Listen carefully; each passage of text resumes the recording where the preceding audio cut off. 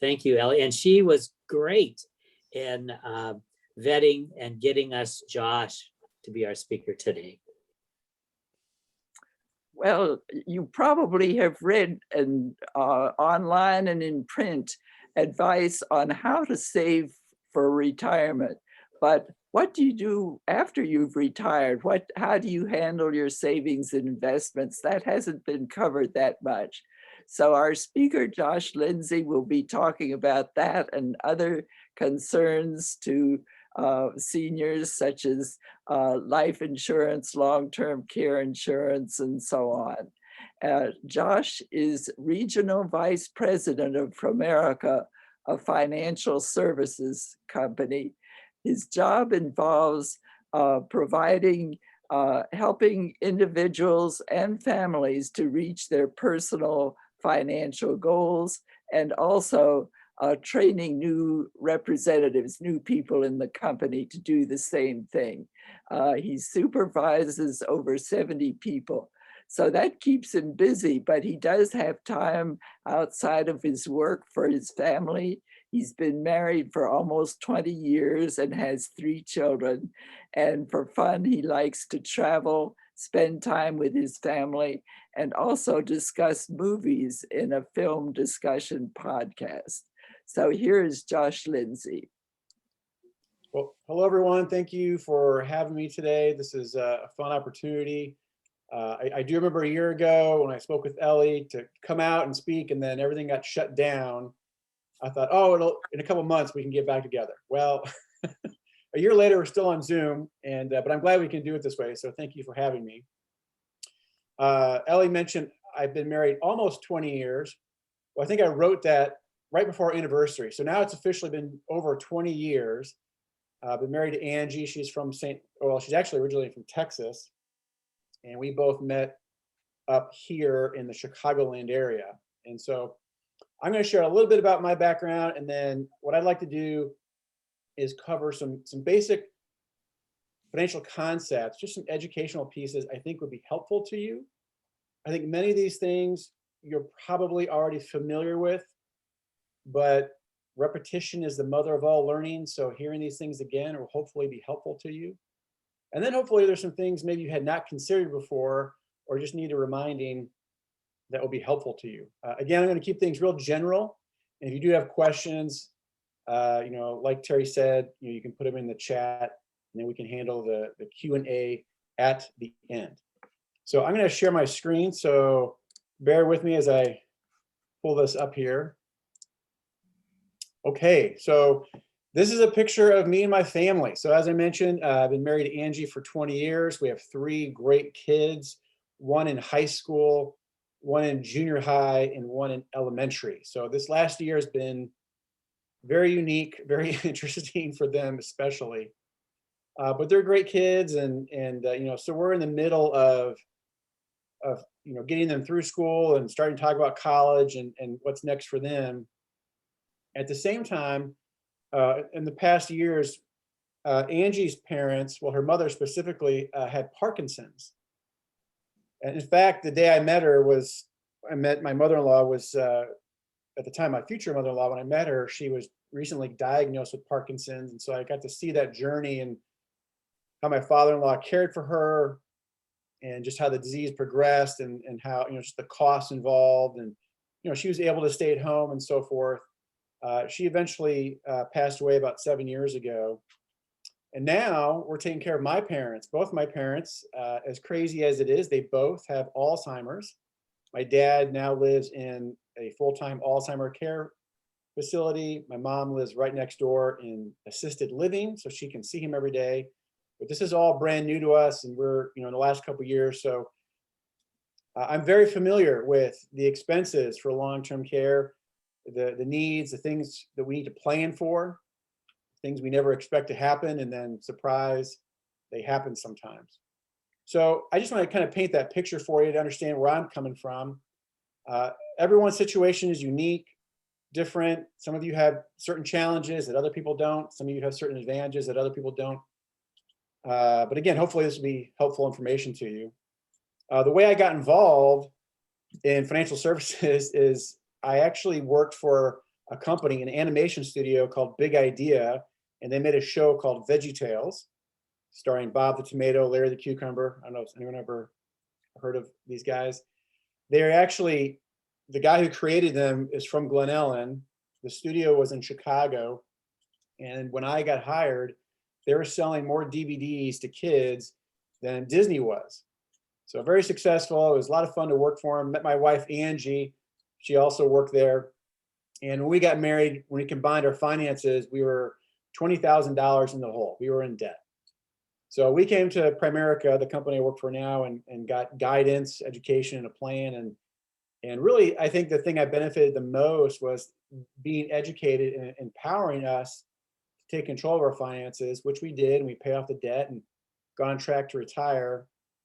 But that's what got me interested in wanting to help families with their finances. And so, as it was mentioned, I'm almost, my 20th anniversary with Primerica will be in June. So I've been with this company for a good while now, and I've seen the ups and downs of markets. I have clients who I've helped retire. I have clients who are near retirement. I've got clients who are just getting started. So I've had clients who have passed on. So I've seen, just the gamut of it. But again, our goal is to help both families and individuals achieve financial freedom, whatever that might mean to you specifically. But for most people, it just means, being retired and enjoying that. And we do it through education and then having help with a specific game plan. Today, we're going to focus on just some educational pieces. And to keep things simple, we're going to focus on 3 areas. The 3 challenges that I find that most people have are, number 1, they're not properly protected. And there's different ways and different things we should protect. Number 2 is too much debt. In my generation, and it's surprisingly in my daughter, she's a junior in high school, and it's amazing the conversation she has with her friends about debt, where, debt has really become a way of life. And most people think we're going to live with debt forever. And hopefully that's not the case for you, but that's how a lot of people think. But to really be financially independent, we need to get rid of debt. And then not having enough short-term and long-term savings. So the first thing we're going to address is properly protecting your family, but also your nest egg, the money that you saved. How to eliminate debt if you do have debt. And then step 3, talking specifically about saving and investing while in retirement or near retirement. So number 1, protecting your family, your nest egg. So one of the first things we think about when we think of protection is life insurance. I recommend term life insurance. I don't want to bore you with all the boring details of life insurance, but term is just basic, plain vanilla life insurance that if you pass away, you leave an insurance benefit to your family. The idea is when we were younger, we'll use me for an example, married, 3 kids at home, mortgage. I need life insurance because if I died prematurely, they would lose my income. And so in order to keep the house, we have life insurance, because at the same time, the money we have is relatively low. I can't retire today. But over time, we save and invest so our money grows so that our need for insurance goes down.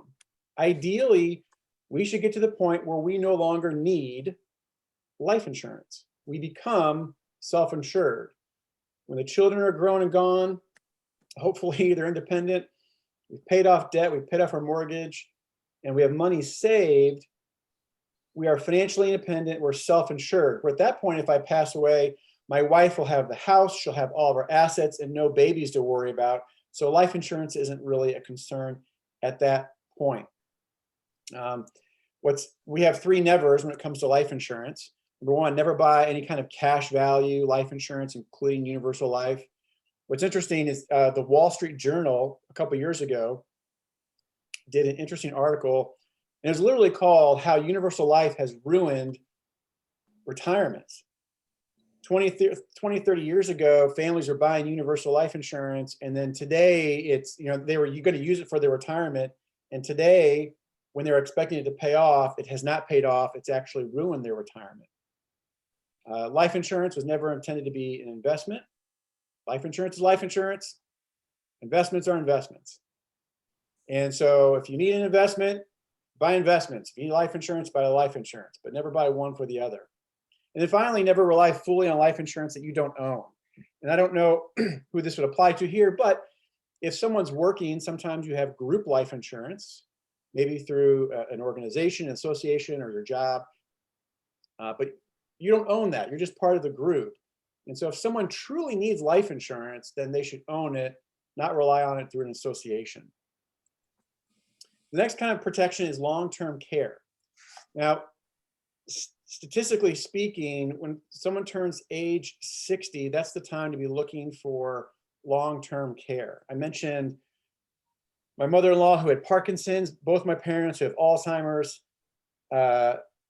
They all have a long-term care need. And long-term care doesn't mean necessarily that you live in a nursing home. It just means you just need care for an extended period of time.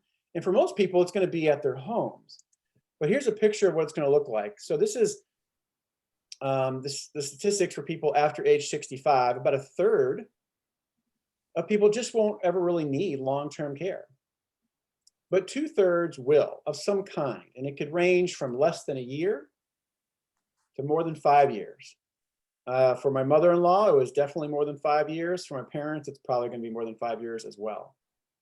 And it's expensive, right? It's not cheap. And so if someone can, long-term care is like life insurance. The cost of it's based on your age and your health at the time that you get it. So people, purchase it when you don't need long-term care insurance. That's when you get it, so that when you do need long-term care, you have the insurance. But here's some questions you might want to ask yourself if you haven't already. Do you want to remain independent? Have care at home if you need care. Maybe, I don't know, my parents obviously need it, and we are unfortunately just not able to provide that care personally. Maybe you have children. Would you want them taking care of you? Are you aware of the coverage you have? Are you aware of the cost? Things like that. And often these are conversations that you want to have, for most people, with their adult children. If not your adult children, maybe a financial coach that can walk you through some of these things. But what I find is most people don't have these conversations. Fortunately, with my parents, we had most of these conversations. Unfortunately, not all of the conversations. So we checked off a lot of these important things, but not all of them. And I wish we had, especially now in their situation. And then finally, the last area of protection is just having some important documents in place. The first one is obvious. It's a will and a living will. For example, my wife and I have a will and a living will that if we both pass away, it states, who inherits our assets. It also says who takes care of the kids. And so that's a pretty general document. Some people ask, like, well, if I wrote it on a piece of paper and I put it by my bedside, is that good enough? And the answer is no. You need to work with a law firm, an attorney, someone that can help you get that in place, and then make sure people know where that is. But in addition to that, part of that will is a living will. And that's typically people are familiar with a do not resuscitate clause, where basically it's you make a decision today. You make a difficult decision today, so your family members and your loved ones don't have to make that decision later, which is, if I'm incapacitated, if I can't speak for myself because I'm in an accident or I have a stroke or something, it's already stating I'm alive. Here's what I want to have happen in regards to my health. My father was sent to the ER. He had something happened about a year ago, and he was incapacitated in that moment. And they asked my mom, about the do not resuscitate clause, and she didn't know. The children knew, she didn't. But fortunately, my dad had already taken care of that living will, and so we didn't have to decide for him. It was already decided.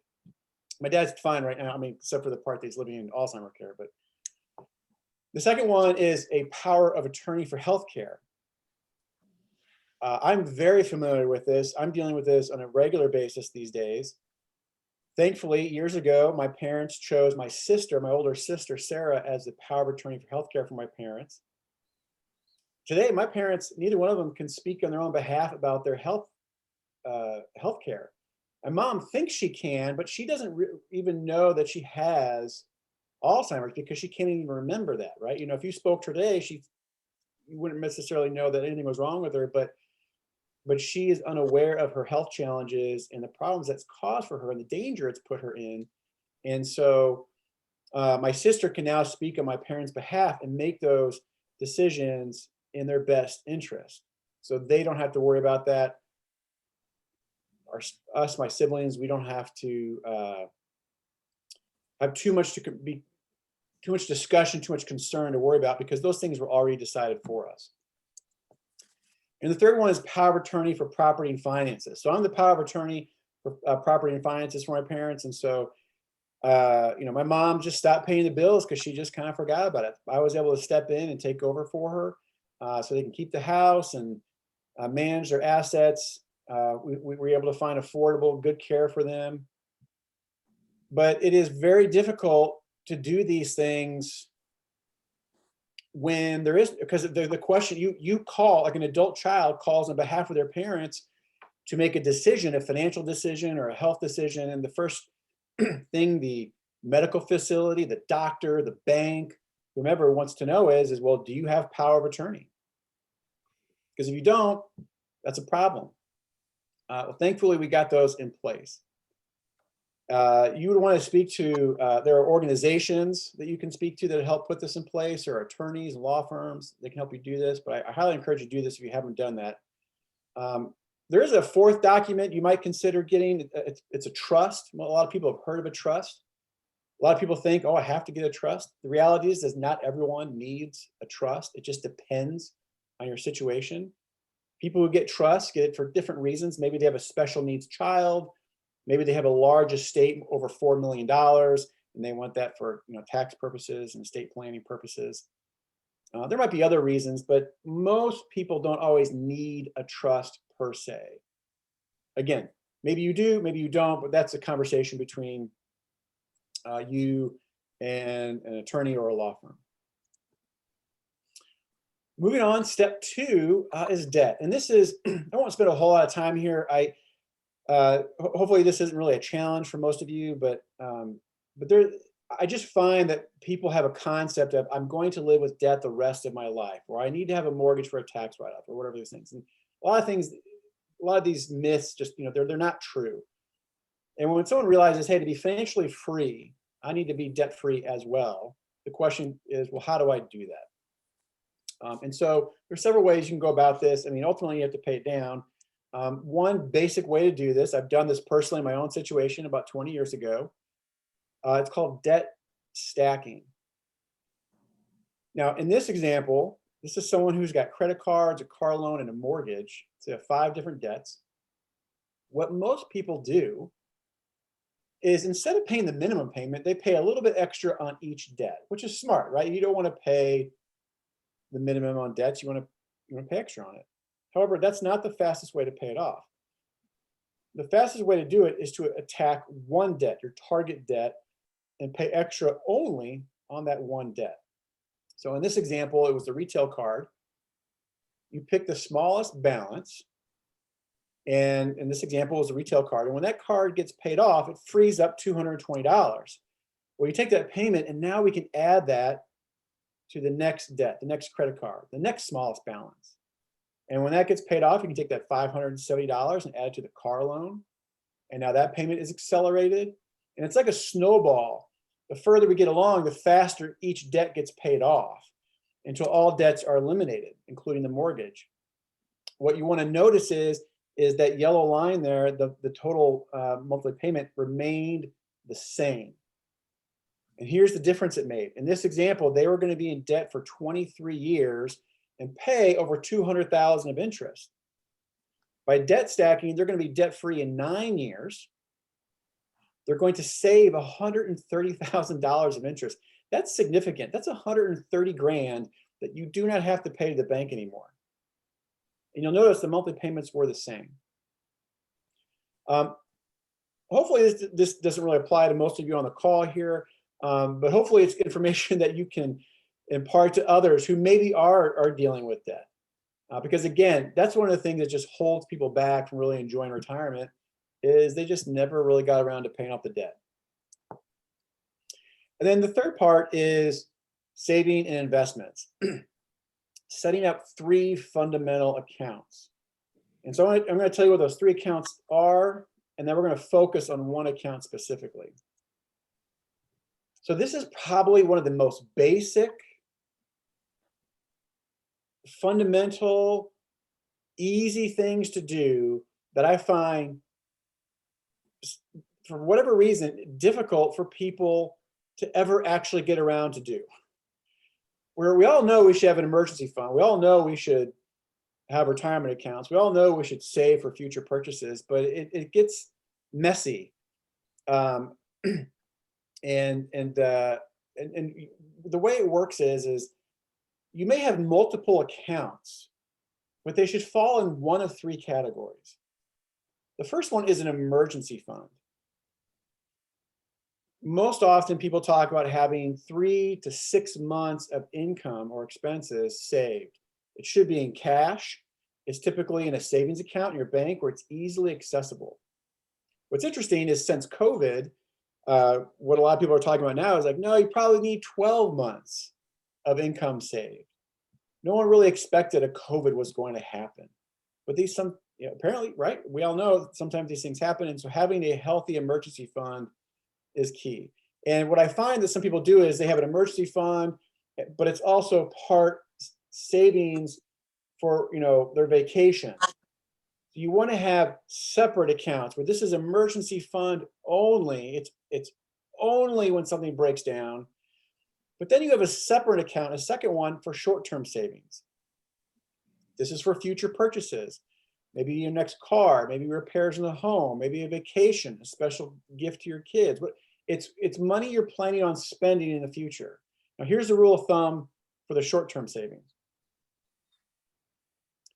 If you're going to spend money, let's say you're saving some money and you're going to spend it in 3 years or less, that money should be in cash. Some people are like, well, I'm not going to touch it for a year or 2, so I'd like to invest it. Well, you can. The problem is if the market goes down in a year or 2, that can have a negative impact, and then you may not be able to pull out that money in the next year or 2. So if you're going to pull out the money in 3 years or less, ideally it should be in cash.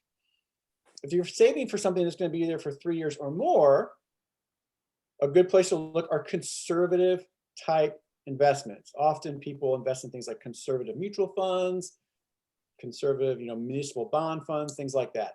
They're liquid. You can take the money out very easily, and they have growth potential. But if you're going to do that, a good rule of thumb is that you should leave it there for 3 years or longer. And again, that's separate from your emergency fund.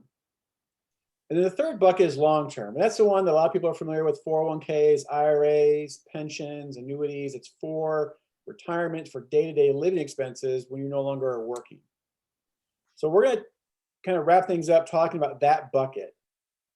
And again, you may have multiple accounts for long-term savings, but we're going to talk about it as a category, long-term savings as a category. So in our lifetime, there's 3 phases when it comes to our long-term savings. So phase 1 is accumulation. We're working, we're investing money, we're putting away in our 401k, in our IRA, a pension, what have you. And then sometime around age 55 or so, we should be shifting gears where we focus on protecting those assets. So you've worked for a few decades, you've made money, you've saved money, invested money, and you've done well, and we need that money to work in retirement. We're not in retirement yet. We're still investing and wanting the money to grow, but we should shift gears and think about being a little more conservative. How can we protect these assets in case there's a market downturn? And I'll show you why that's important in just a second.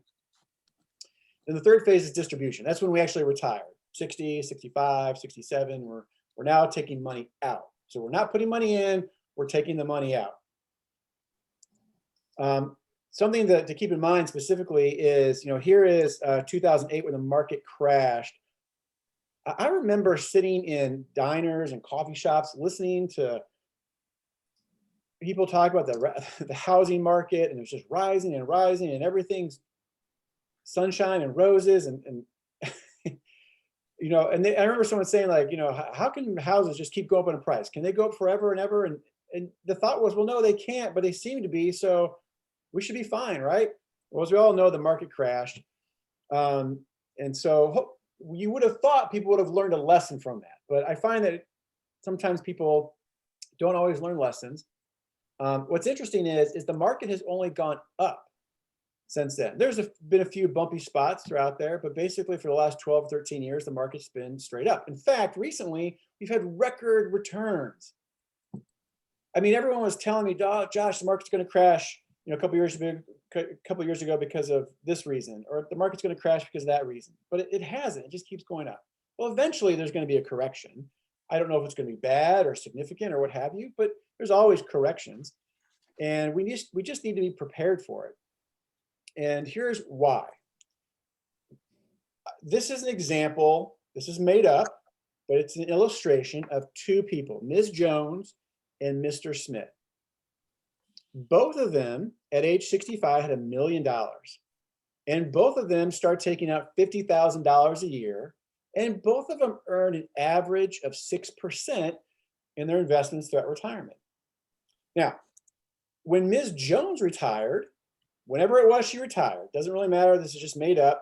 Fortunately for her, when she started taking money out, the first couple of years, the market had positive returns. But unfortunately, whenever it was when Mr. Smith retired, the first 3 years, he had negative returns. Now, they both averaged 6% over their lifetime, but the challenge is this, is because Mr. Smith had negative returns in the beginning of his retirement, he ran out of money. They both had $1 million. They both started pulling out at 65. They both started pulling out 50,000 a year. They both earned 6%, but the way the market fluctuated was different. And the point is when you, in your early years of retirement, have negative returns, it can have a dramatic negative impact on the back end where you can actually run out of money. And so the point is that's why we want to be proactive in protecting our assets in case the market doesn't just keep going up and up and up over the next 2 or 3 or 4 or 5 years. So there's several strategies. There's lots of things you can do. Here's one. So before I jump into that, I just want to use this as an illustration.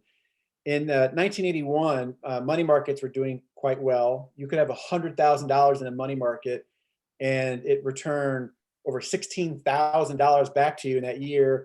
And you could actually take that money and go buy a Cadillac DeVille and still have money left over.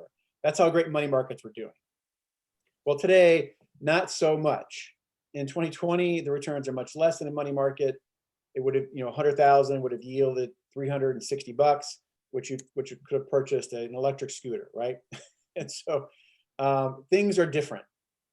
So years ago, maybe we could put our money in a money market and live off that and be happy as a clam. Today, not so much. So we have to have a little bit different strategy. The reason is the stock market has averaged since 1926 to now over 10%. These are great returns.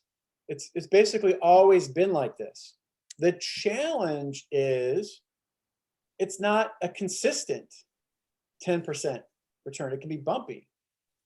Since 1991, there have been 12 years that did not reach that 10% return, and there were 5 years that were negative.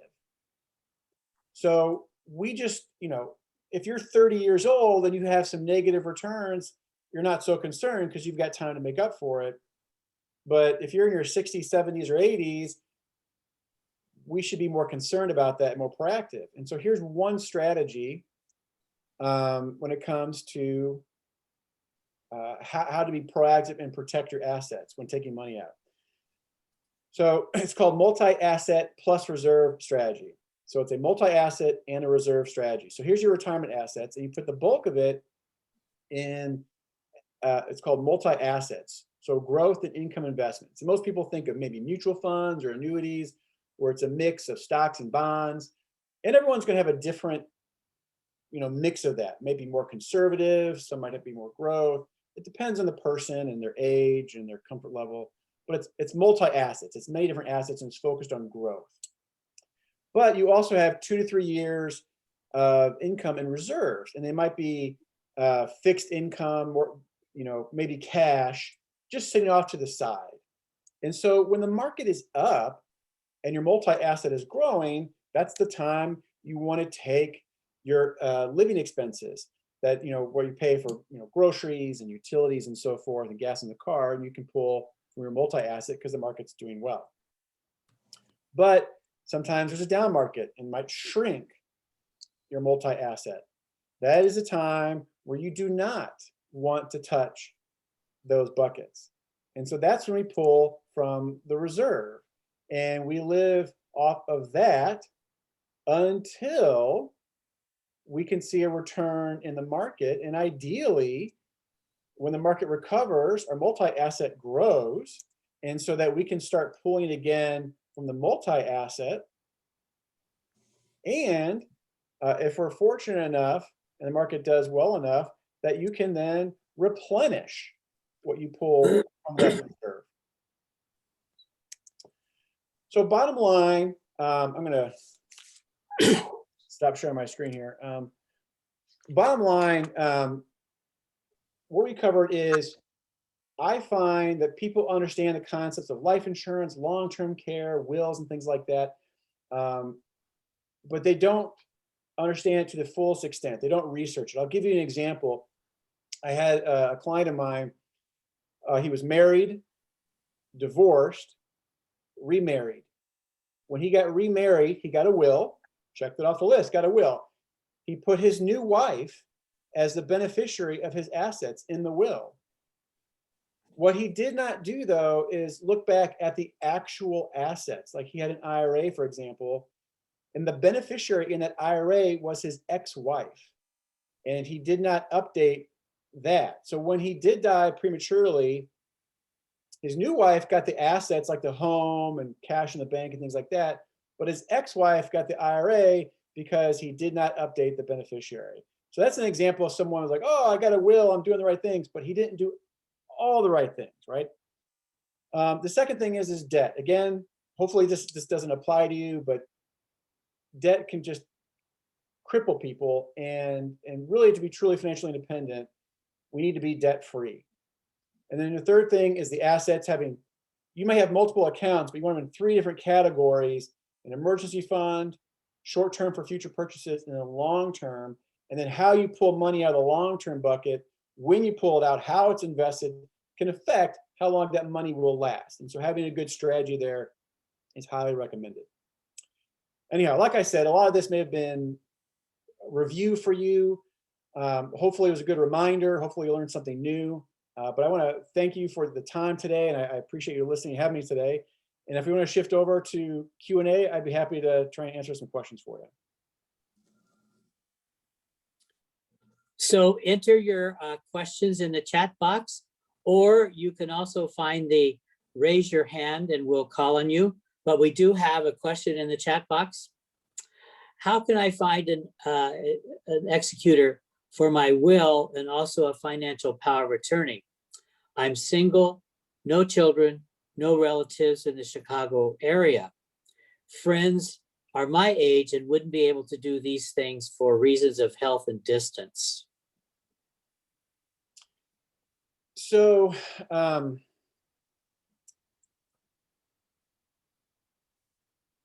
I find, the way I approach it is there's 2 ways. I have someone that I refer to my clients who is a individual attorney, and it's kind of a one and done. You pay this individual and then they do it for you. At the same time, I also work with an organization, a law firm, where it's an association where you're a member of it, and they provide all types of legal counsel and things like that. So generally speaking, that's how I recommend it. But if I can't share that information with you directly right now, and I were in your shoes, the thing I would be doing would be talking to people in this organization, because I imagine other people have wills, and say, do you have a will? Do you have a power of attorney? How did you get that in place? Who did you go to? Because often, I mean, quite frankly, that's just how we find good people to do things. We're looking to do some work on our house, and so my wife immediately goes and asks, like, who's had their house worked on in the last couple of years and who would you recommend, right? And so people give us referrals. My sister's moving. She asked us who's a good electrician in the area. So we refer her to people. That's the best way to find someone, is find someone that you like and trust. Ask them if they've done these things. And if they liked them, and then ask for that referral. It's not a very helpful direct answer, but honestly, that's the best way I think to find people is through referrals, through people that you trust. And along with that, would there be certain qualifications or certificates that we would want them to have, and how to begin knowing that we really trust them? Right. That's why having a referral is helpful. I wouldn't be able to speak to the specific qualifications. I mean, most often it's just a law firm or an attorney that can do it. I don't want to. I'm not an attorney, so I'm not an expert in that area. That's a great question, and so I don't want to offer up too many opinions that may not be helpful. But generally speaking, and honestly, in theory, you can go online yourself, print off a will document, a template, fill out yourself, and then just find a notary to notarize it, and that will often qualify. I wouldn't recommend that, but I just say that to say there's a number of ways to go about do it. You don't necessarily have to have an attorney. I just find getting referred to a trusted attorney or law firm is helpful, because now you're knowing you're working with a knowledgeable resource. And how do you know if they're trusted? How do you know if they have those credentials? Again, it just goes back to the person who's referring you, and just doing that research on your own. I couldn't really answer that question further, unfortunately. Here's another one. How can I go about determining what my financial goals should be? Oh, great question. Okay. Well, I would start with the three that we covered. Are you protected? I don't know how many people on this call would really need life insurance. Again, usually in your 60s and beyond, ideally, you should not have a need for life insurance. It's usually things like long-term care. So I would be checking that box off, looking at, can I qualify for long-term care? Can I afford long-term care? What are the benefits of it? And then getting those documents, a will, a living will, and power of attorney in place. So I would make that your first to-do list. Second thing is are you debt-free? If you're not, that'd be the next goal, become debt-free. And then the third goal is just living in retirement. One thing I didn't mention was a budget. Having a budget in retirement can be beneficial. I can sit down with someone in a few minutes, determine if they can live, how their budget situation is. If someone is living off credit card debt, usually they're not very good with budgets. If they have zero debt and they've been doing this for years, usually they're good at living on a budget. But sometimes just doing a budget is helpful, because it might free up money for you that you didn't realize you had, that you can invest or spend other places. But I would add a budget to that to-do list as well. And then in terms of that long-term bucket and making sure it lasts, in my opinion, I think you need to sit down with some type of financial coach, some type of financial advisor, just to do a review to say, are you on track? How long will this money last? Are there things that, where you're paying too many fees? Is this money going to run out soon? Just to get a third party, just like going to the doctor, taking your car to the mechanic, something like that, just to make sure your money will last you in retirement. I think those are some good goals to start with. Here's another one. How to determine and avoid scams or traps in my financial investing? Okay, so good. That's a great question. If someone's coming to you, like they call you and say, I get this all the time, like your warranty's about to run out, like hurry, call us so that, your warranty in your car doesn't run out. Like, well, I don't have a warranty in my car, right? If someone calls me, we had Venmo scam. Like Venmo is where you can change money back and forth between people, and they called us and said there was a problem. If they're calling you, that's usually not a good sign. it usually means someone is trying to take advantage of. What you want to be able to do is in turn call someone else. So like, for example, that Venmo scam, when they called us, what we should have done is say, thank you for the heads up, get off the phone, and then contact Venmo indirectly and say, hey, we got this call. Someone said they were Venmo. How can we verify it was you or not? And because now I'm making the call to Venmo and I know I'm reaching them directly, they can verify and I can trust if that was really Venmo call me or not, right? So if they're calling me, I should have some doubt and not trust that.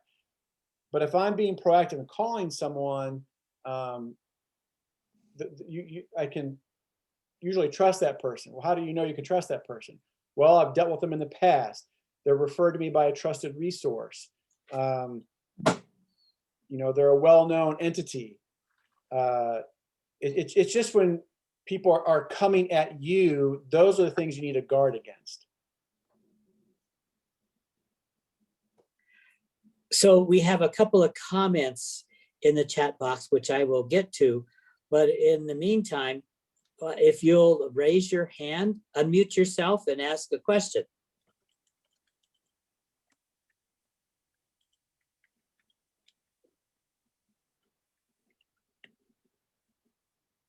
Not all at once now. Carrie, I covered everything. There's no questions asked. Is anybody raising their hand? I can't see. Stephanie's raising her hand. Okay, Stephanie. I think she needs to unmute though. Oh, unmute yourself, Stephanie. Okay, thank you. I think that I need to find a financial coach to straighten out my financial situation or help me to straighten it out. How do I go about finding a financial coach? Excellent.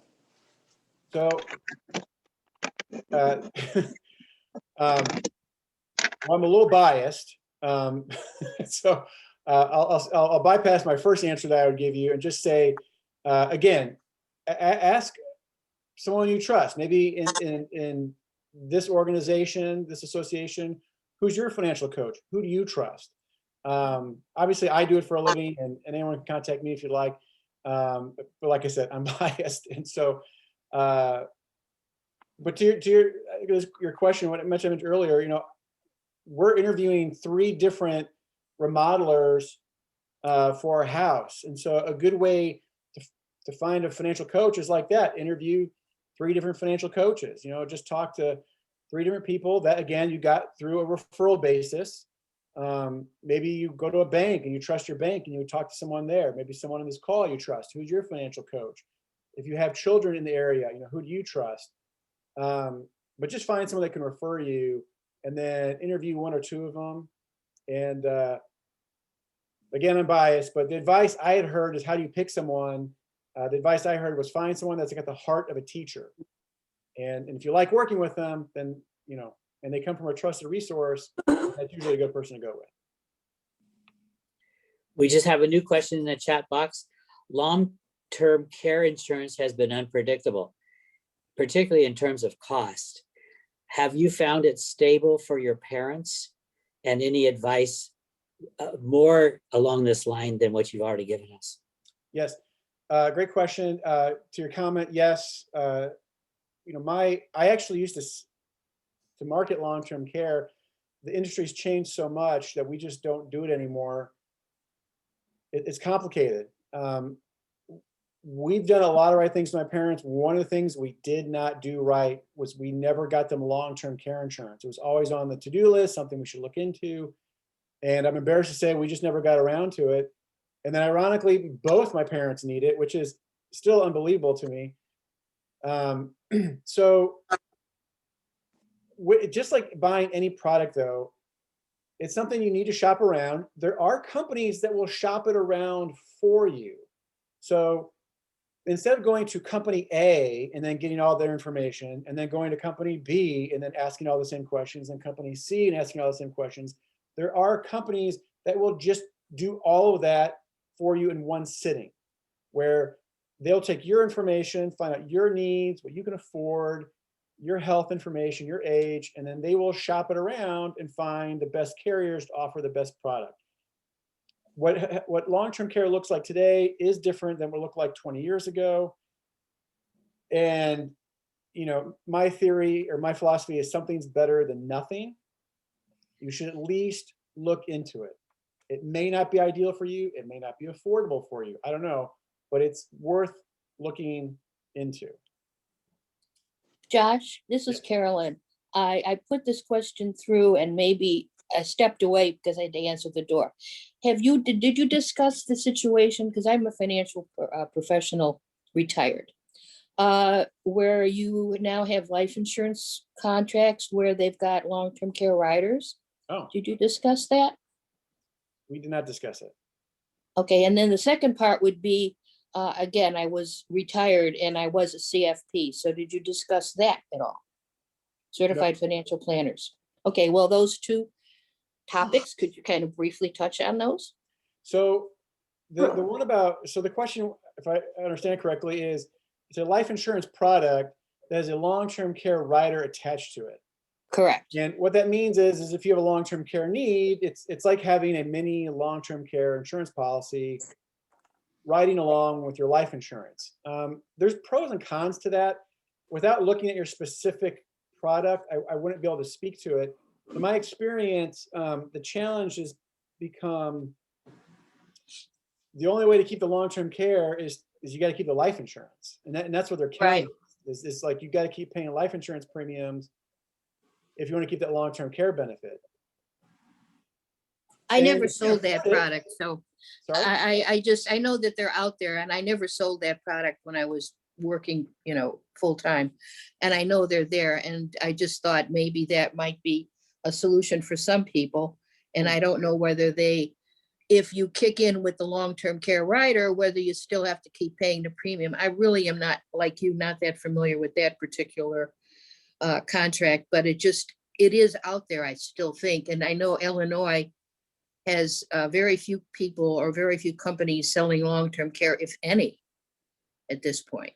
Yeah. Again, that's why I encourage you to go somewhere where they can shop it around for you and Yeah. you can Well, find- luckily I have it, so I'm okay. Okay. I would, and here's the thing, without seeing the specifics, I wouldn't be able to say this life insurance with this long-term care benefit rider is a good idea or a bad idea. Yeah.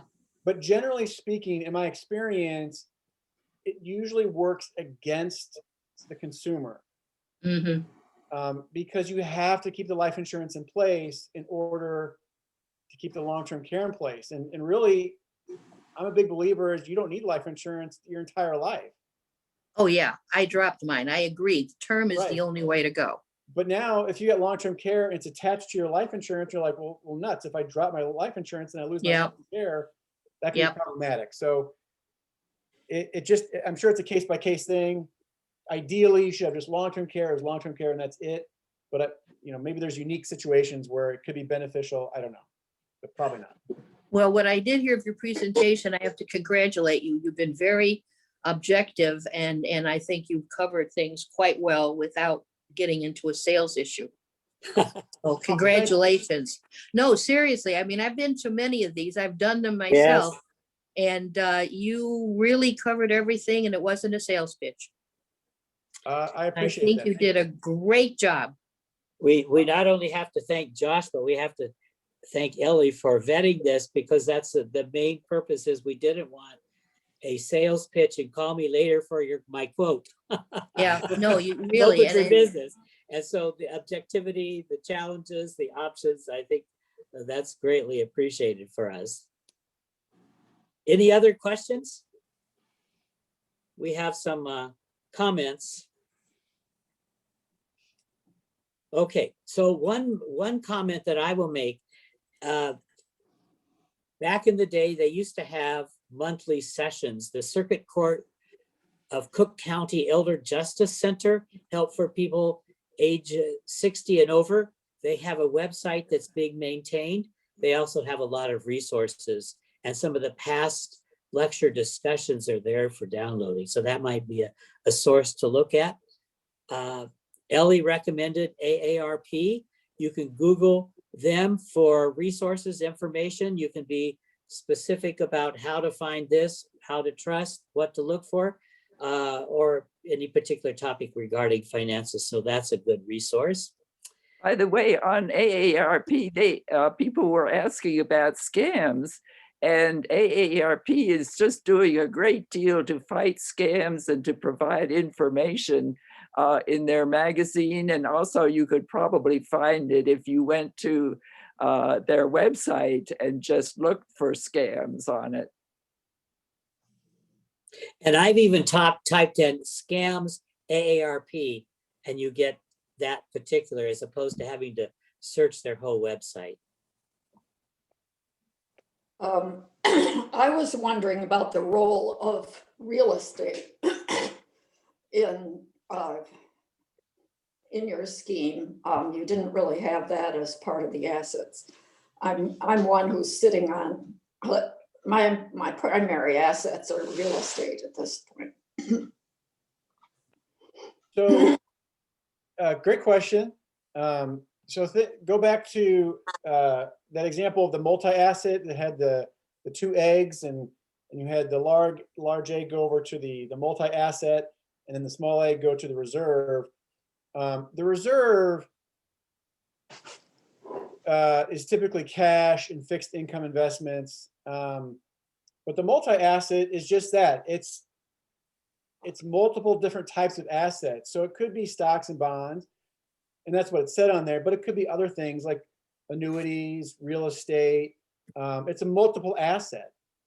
The thing with real estate is just having access to cash. You got to turn real estate into dollars somehow at some point so that you can buy groceries. And if you have real estate that's you're renting and it's providing income for you, that's a great way to do it. But if it's just sitting there and it's costing you money, then sometimes people need to sell the real estate so they have the assets. But if you don't need to sell it, then great, just let it keep growing. The answer really just depends on your situation. In my experience, when people own a lot of real estate, they do it in a way that it's generating income through renting it, and then having income coming in every month. And other people just have the real estate that they're going to sell one day and then have the money for it. And then the third category is people, they have the real estate, they can let it sit there, they don't need it, they just want to leave it for as an inheritance. So there's different ways real estate can fit into it, and there's advantages and disadvantages, but it would fit in that multi-asset bucket. So it would be real estate plus mutual funds and annuities, and that's kind of getting into the weeds and get more specifics. And what might work for you might be great, but it may not work for Terry. So it just depends on your situation. Do you have any comments on reverse mortgages? Do you think they could be a good idea for some people? I do have comments. Yeah, right. I think, okay, generally speaking, a reverse mortgage is designed to benefit the mortgage company more than the consumer. It can, I would say, when someone shows me an example of where it benefited the consumer, often it's a last-ditch effort where, and just if you don't know what a reverse mortgage is let's say you own a home, let's say you own it free and clear, you don't own any debt on it, let's say, and you need money. And so you could sell your house, but if you sold your house, where do you live?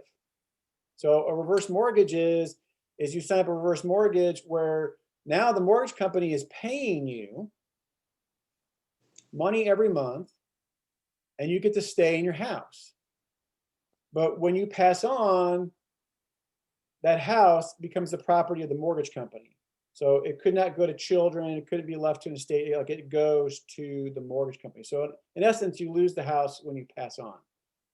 For someone who has maybe no kids, they have no money, and they're in maybe kind of a rough spot, a desperate situation, looking at a reverse mortgage might, and I emphasize might, be something to look into. But generally speaking,